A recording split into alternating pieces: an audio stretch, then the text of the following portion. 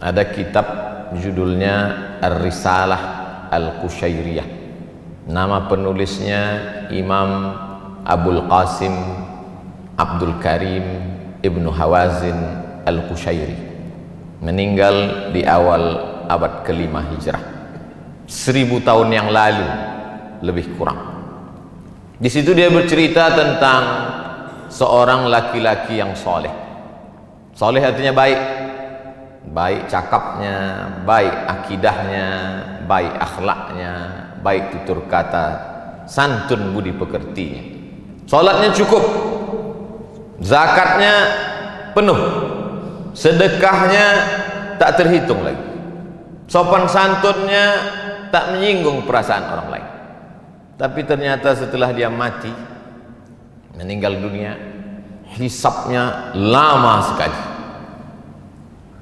Dilihatlah buku catatannya, apalah agaknya yang membuat hisab ini begitu lama? Adakah dia membunuh orang? Tak ada. Pernahkah dia menyakiti hati orang? Tidak.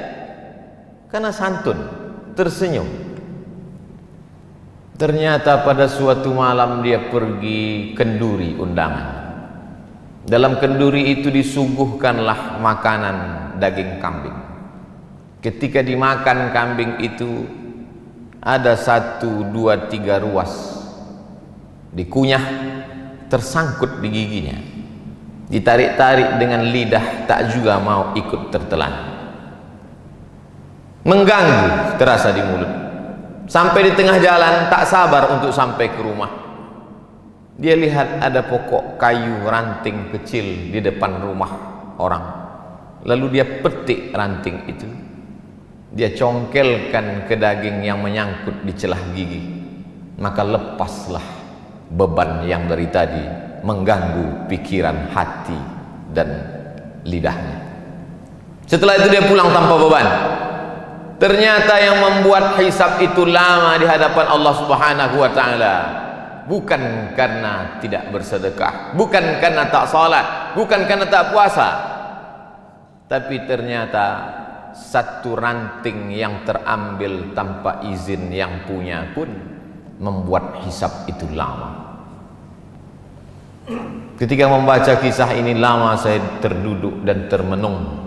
Tak pernah saya terpikir memikirkan nasib orang lain, tapi yang terpikir bagaimana agaknya nasib saya, nasib khatib, nasib pribadi di hadapan Allah Subhanahu wa taala. Sudah berapa ranting kayu orang yang tertarik oleh tangan kita dan kita tidak merasa itu berdosa. Agaknya itulah pesan dari sahabat Nabi kepada tabi'in. Sahabat yang hidup dengan Nabi, tabi'in orang setelah sahabat Nabi. Apa kata mereka? Beda kami dengan kamu adalah kami orang yang hidup bersama Nabi Sallallahu Alaihi Wasallam. Salat kami sama dengan kamu, puasa kami sama dengan puasa kamu, sedekah kami sama dengan sedekah kamu, Al-Quran kami sama dengan Al-Quran kamu. Bedanya kami melihat dosa sebesar ujung rambut itu sangat besar, dan kalian menganggap dosa kecil itu remeh-temeh saja. Oleh sebab itu hari Jumat, bulan baik, agung dan mulia, bulan peningkatan, bulan Syawal, bulan setelah Ramadan yang diagungkan, dimuliakan Allah Subhanahu wa taala. Diberikan pula kita kesempatan hidup pada hari Sayyidul Ayyam. Merenunglah kita sejenak. Jangan-jangan 1, 2, 3 ranting itu membuat kita begitu lama hisab di hadapan Allah Subhanahu wa taala. Bagi yang pernah menganiaya orang, minta maaf, minal aidin wal faizin, mohon maaf zahir dan batin. Bagi yang pernah termakan, minta izin, mudah-mudahan dihalalkannya, tersambung silaturahim.